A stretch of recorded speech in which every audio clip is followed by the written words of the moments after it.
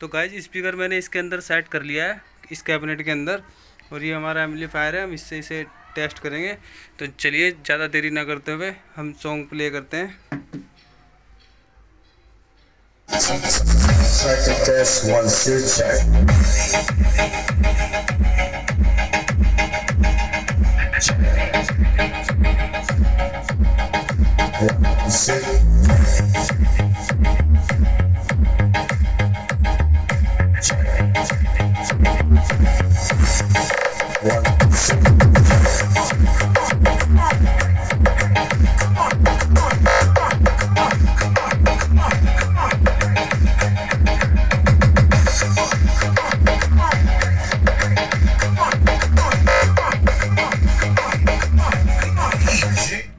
Guys headphone का use करें तभी आपको बेस की क्लैरिटी का पता चले।